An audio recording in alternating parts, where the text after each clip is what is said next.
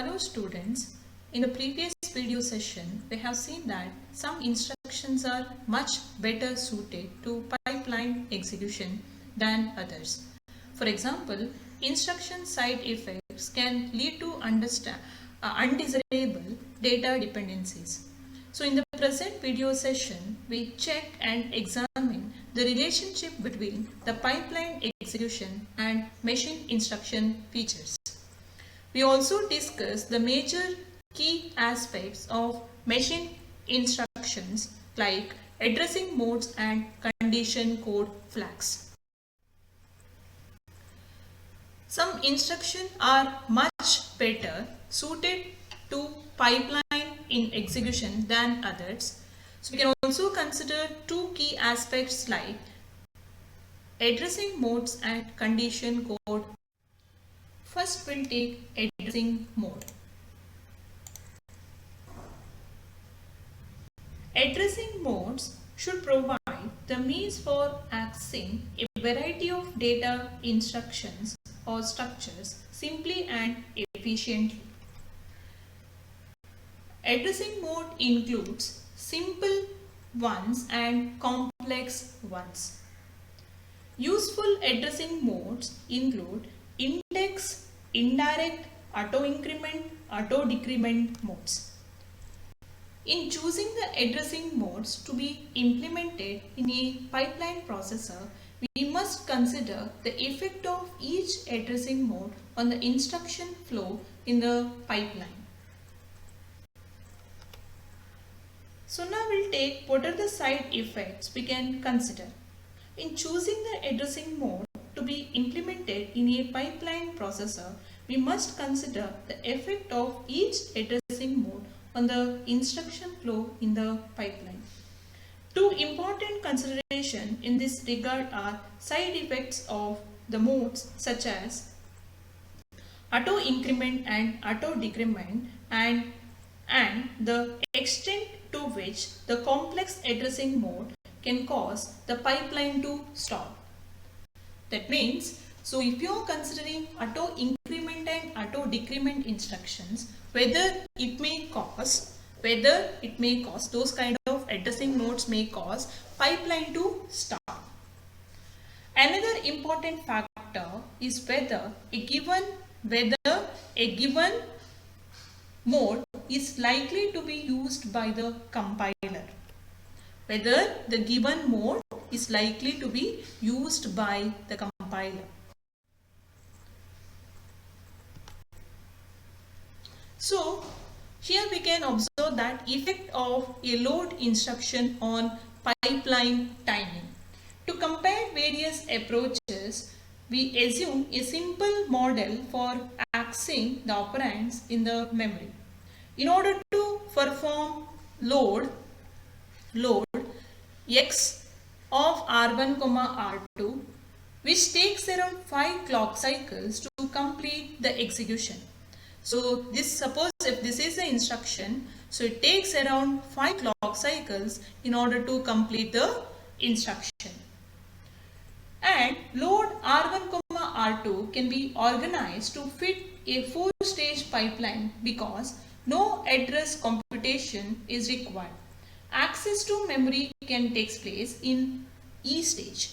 So I can access the memory during execution phase itself so that we can overlap the operation. A more complex addressing mode may require several accesses to the memory to reach the named operand.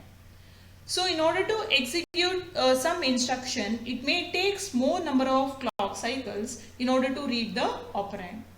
So for example, if you want to perform the operation like X of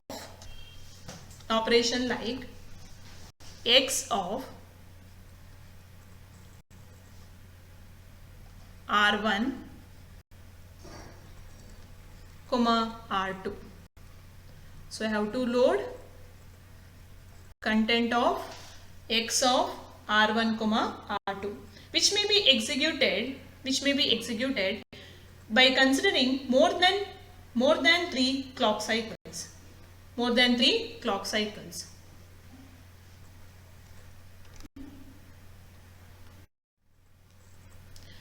So this instruction is called as complex instruction, or else I can say that complex addressing mode. In order to execute this instruction, we can assume that the index or offset x is given in the instruction word. After computing the address in clock cycle 3, the processor needs to access the memory twice. That means here we are having more than one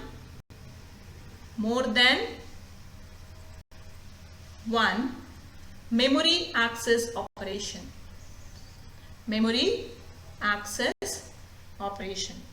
So here, the processor will access the memory twice. So during first access, the processor will read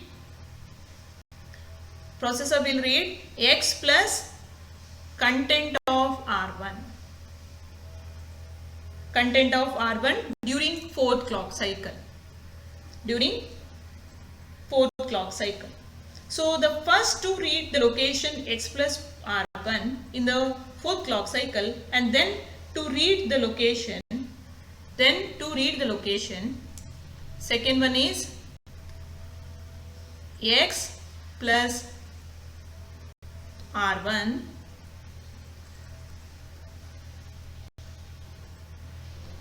during fifth clock cycle.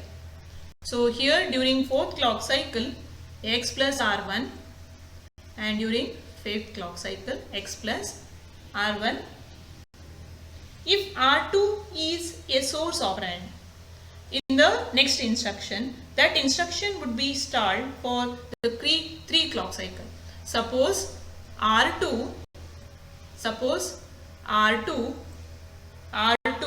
is a source operand in the next instruction. R2 is a source operand in the next instruction. That means obviously pipeline or instruction will be stalled here. It will be delayed here because of data dependency, which can be reduced to 2 clock cycle with operand forwarding. In order to implement the same load operation using only simple addressing modes require several instructions. So in order to perform the same load operation, if you are considering the addressing mode, so it may require more number of instructions. So this is an example. If you are considering the addressing mode, we can perform the same instruction operation by considering more number of instructions. So initially we have to perform add, and we have to perform load operation twice. The add instruction performs the operation. R2 is nothing but x plus content of R1. The two load instruction fetch the address and then the operand from the memory. This sequence of instruction takes exactly the same number of clock cycles as the original single load instruction. So here we can observe that during x plus R1 first load and 2 load instruction. So next instruction can be executed during this clock cycle. In a pipeline processor, complex addressing modes do not necessarily lead to faster execution. So if you are using complex addressing modes within the instruction, and if you adopt a pipeline processor, so the execution, it will take more amount of time. The major advantage is reducing the number of instructions and program space. The disadvantages are cause pipeline to stall, more hardware to decode, not convenient for compiler to work with. The complex addressing modes are not suitable for pipeline execution. We can conclude that the complex addressing modes are not suitable for pipeline execution. Good addressing modes should have access to an operand, does not require more than one access to the memory. So while accessing the operands from the memory, so we have to access very quickly from the memory. Only load and store instructions access memory operands. The addressing modes used do not have side effects. Register and register indirect index addressing modes can be conditional codes. In many processors, the condition code flags are stored in the processor status register. We can store the conditional codes in the processor status registers. Processor status registers.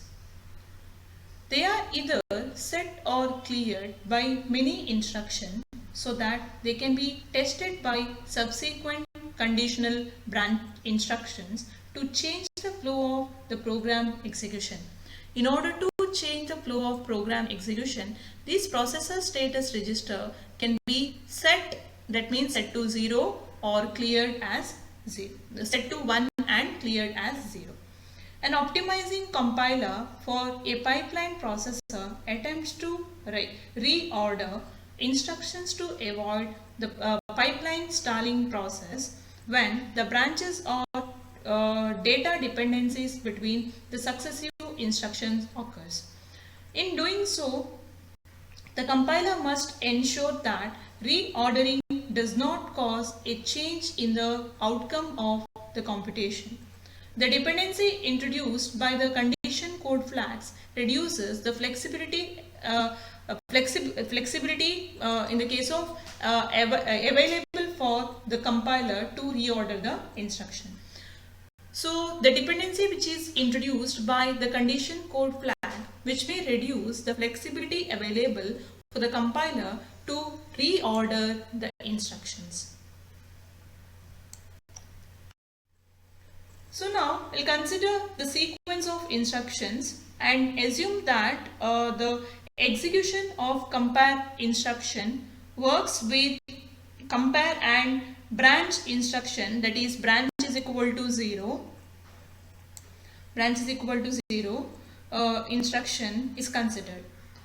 So here the branch decision will take place during E2, during step E2, we can say execution of second instruction, rather than D2, rather than decode phase during execution phase. So we can consider the branch decision. The execution time of branch instruction can be reduced by interchanging the add and compare instruction. So see here, we considered add first, so next instruction is compare followed by the branch instruction. So here, in order to reduce the execution time, the instructions can be reordered. So we exchanged the compare and add instruction here. So the compare instruction will be executed first, later we can perform add instruction. So this will delay the branch instruction by one cycle relative to the compare instruction. As a result, at the time of the branch instruction is being decoded, the result of the compare instruction will be available. Whenever the branch instruction is decoded, if you are considering this pattern, whenever the branch instruction is decoded, at that instant or at that time, the result of compare instruction will be ready. Result of compare instruction will be ready. There would be no need for branch prediction here. However, interchanging the add and compare instruction can be done only if the add instruction does not affect the condition codes. when we can exchange or when we can reorder add and compare instruction is if the add instruction does not affect, that means this add instruction should not affect the condition codes. So these observations lead to two important conclusions about the way condition codes should be handled. First one is to provide flexibility in reordering instruction. So first conclusion is provide flexibility in reordering instruction. The condition code flags should be affected by as few instructions as possible. The second conclusion is that the compiler should be able to specify in which instruction of a program the condition codes are affected and in which they are not. The compiler should understand some set of programs or some set of instructions within the program. The condition codes are affected as well as some set of instructions which are not affected. Data path and control consideration. So we already discussed about organization of the internal data path of the processor. So now we'll consider one 3-bus structure to make it suitable for pipeline execution. So it can be modified by considering 4-stage pipeline structure. The resources involved in stages like fetch and execution can be considered along with the 3-bus structure. So this is the diagram for 3-bus organization of the data path. So we are having 3 buses like bus A, bus B and bus C. By considering the condition R is equal to B, so we can exchange the data. R is equal to B, we can exchange the data. So to this original design, we can consider. So here we can observe that we are having some set of important changes with respect to the 3-bus structure. So the first one is there are separate instruction and data caches can be considered. So we are having instruction cache as well as the data cache. Separate data and instruction cache are considered. This requires 2 versions of MAR registers. Since we are considered separate instruction cache and data cache, so it requires separate MAR registers. IMAR for accessing the instruction cache and DMAR in order to access the data. So here we can consider separate MARs in memory address registers, IMAR, which is used in order to access the instruction, and DMAR, which is used in order to access the operand, in order to access the data or data cache. The second difference is the PC is connected to IMAR. So the PC is directly connected to the IMAR. Here PC is directly connected to IMAR, so that the contents of PC can be transferred to IMAR at the same time that an independent ALU operation is taking place. So directly we can copy the data or information from PC into IMAR. The third difference is the data address in DMAR can be obtained directly from the register file. So the data from the DMAR can be obtained directly from the register file or from the ALU to support the register indirect and indexed addressing modes. The fourth difference is separate MDR registers are provided for read and write operation. So separate MDR read and MDR write can be considered. The fifth one is buffers for ALU. So here we can observe that we are having separate buffers for input of the ALU is considered. So the next difference is the sixth one is instruction queue. Sixth difference is instruction queue. The instruction registers has been replaced with an instruction queue which is loaded from the instruction cache. The last difference is the output of the instruction decoder is connected to the control signal pipeline. So now we can consider some set of operations which can be performed independently by the processor. Like the first one is reading an instruction from the instruction cache, incrementing the PC, decoding an instruction, reading from or writing into the data cache, reading the contents of up to 2 registers, writing into 1 register in the register file, and performing ALU operation. Because these operations do not use any shared resources, they can be performed simultaneously in any combination. If you are performing this kind of operations, there is no dependency. So we can perform in any combination. The structure provided the flexibility required to implement 4-stage pipeline. We can consider 4 instructions like I1, I2, I3, I1, I2, I3, and we can execute the instructions in the pipeline manner. So next is superscalar operations. Pipelining makes it possible to execute the instructions concurrently. Several instructions are present in the pipeline at the same time, but they are in different stages of their execution. While one instruction is performing an ALU operation, another instruction is being decoded, and another is being fetched. So we may have 3 different cases. One instruction is executing, one instruction is decoding, and another instruction is under fetch phase. In the absence of hazards, one instruction enters the pipeline and other instruction completes the execution in each clock cycle.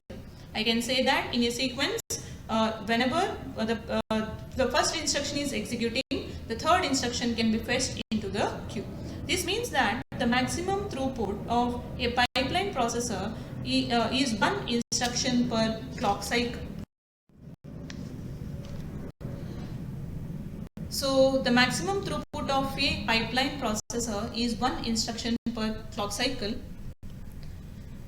If we equip the processor with multiple processing units to handle several instructions in parallel in each processing stage, several instructions starts execution in the same clock cycle. Processors are capable of achieving an instruction execution throughput of more than 1 instruction per cycle. So suppose the processors can execute the instructions, 1 instructions in order to achieve better throughput. The processors are capable of achieving an instruction execution throughput of more than 1 instruction per clock cycle. So within one clock cycle, more than 1 instructions can be executed. So they are known as superscalar processors. Many modern high performance processors uses this approach. Multiple issue requires a wider path to the cache and multiple execution units. The diagram shows a processor with 2 execution units, one for integer and other one is for floating point. So we are having 2 separate execution units, one for floating point and other one is for integer unit. The instruction fetch unit is capable of reading 2 instructions at a time. So instruction fetch unit, so this unit is capable of reading 2 instructions at a given time and storing them in the instruction queue. instruction unit will fetch 2 instructions in the given time and it will store in the instruction queue. In each clock cycle, the dispatch unit retrieves and decodes up to 2 instructions. Once again, this dispatch unit also retrieves as well as decodes 2 instructions from the front end of the queue. If there is one integer and one floating point instruction and there is no hazards, there is no data hazards,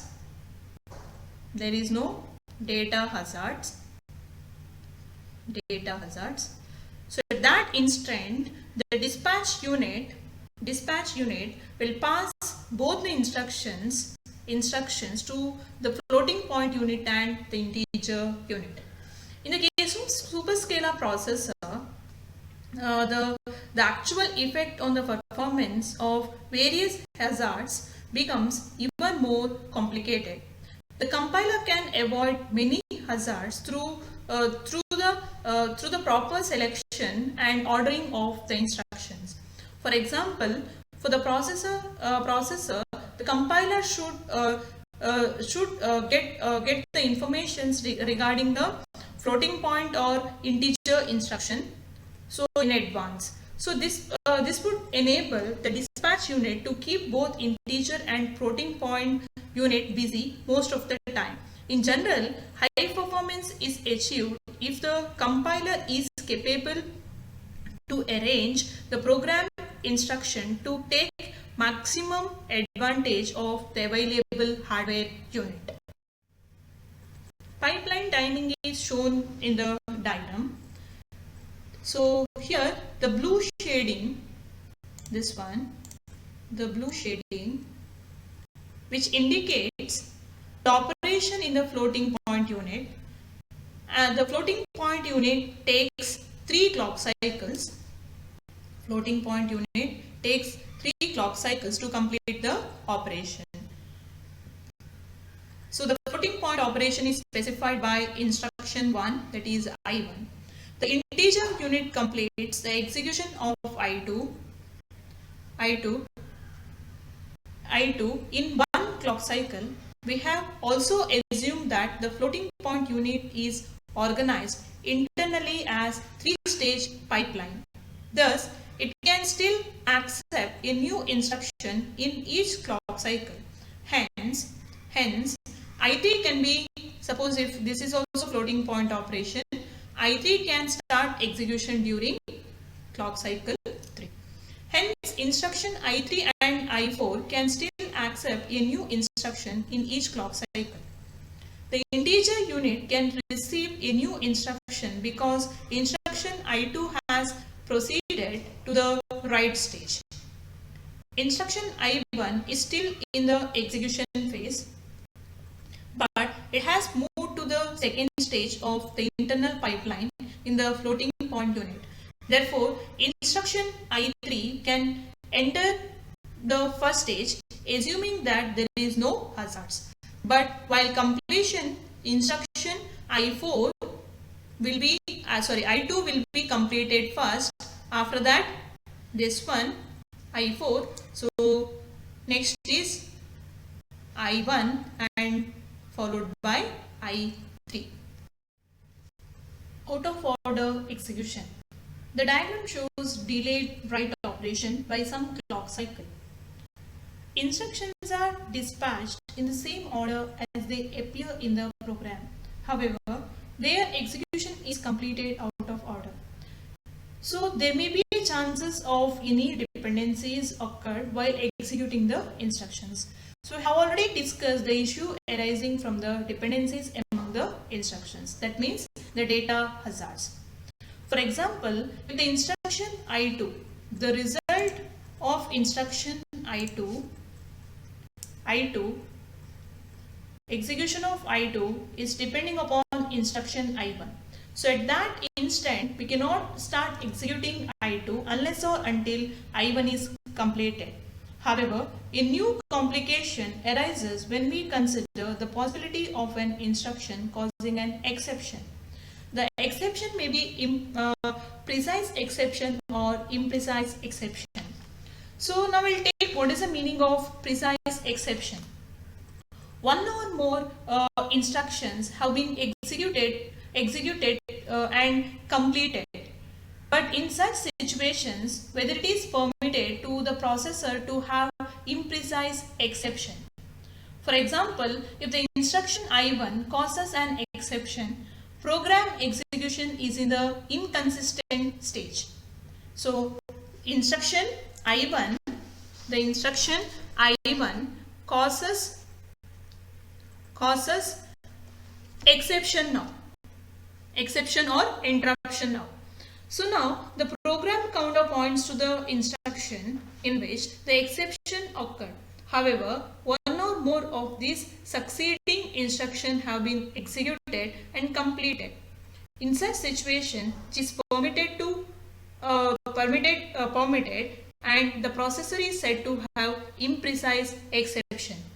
To guarantee in order to guarantee a consistent stage when exception occurs, the result of the execution of the instruction must be written into the destination location strictly in a program order. This means that we must delay step W2. We have to delay step W2, this one, write operation, until clock cycle 6. So during clock cycle 6, we can perform write operation. In turn, the integer execution unit must retain the result of I2. Instruction execution unit, it will hold the result of I2 until clock cycle 6, and hence it cannot accept the instruction I4. So that here the pipeline is stalled. In an exception occurs during an instruction, all subsequent instructions that may have been partially executed are discarded. This is called as precise exception. In the case of precise exception, because of an exception occurs during the instruction, all subsequent instructions that may have been partially executed. So in the case of precise exception, all the partially executed instructions,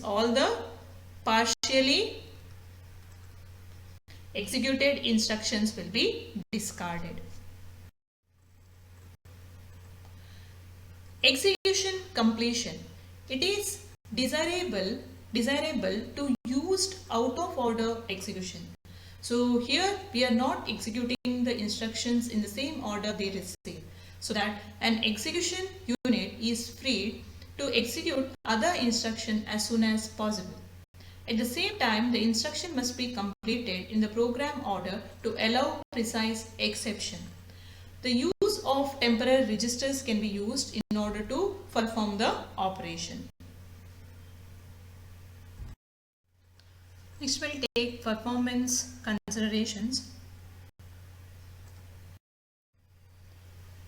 In order to execute the given instruction, so we can consider the execution time T of a program that has a dynamic instruction count n. It can be given by T is equal to n into S divided by R, where S is nothing but average number of instructions.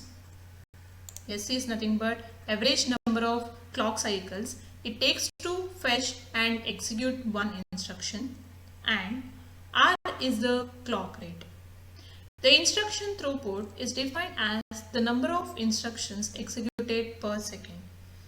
So instruction throughput PS is equal to R by S, where R is equal to clock rate and S is equal to average number of clock cycles. An n-stage pipeline has the potential to increase the throughput by n times. So if you are having 4-stage pipeline if you are used, that means it has the capability to increase the throughput by 4 times. However, the only real measure of performance is the total execution time of a program. So we can check the extent to which the pipelining increases the instruction throughput. However, we should consider the major performance measures while deciding the throughput. The only real measure of performance is the total execution time of a program. Higher instruction throughput will not necessarily lead to higher performance if a larger number of instructions need to be executed. That means higher instruction throughput will not necessarily lead to higher performance. So that is because of spec rating. So now we can consider 2 questions regarding the pipeline. How much of this potential increases the instruction throughput can be realized in practice? The second one is, what is a good value of n? That means the number of stages or pipeline stages. Any time a pipeline is stalled, the instruction throughput is reduced. Hence, the performance of a pipeline is highly influenced by the factor such as branch. I can say that the actual performance of the pipeline operation will be influenced by the branch instruction as well as cache miss.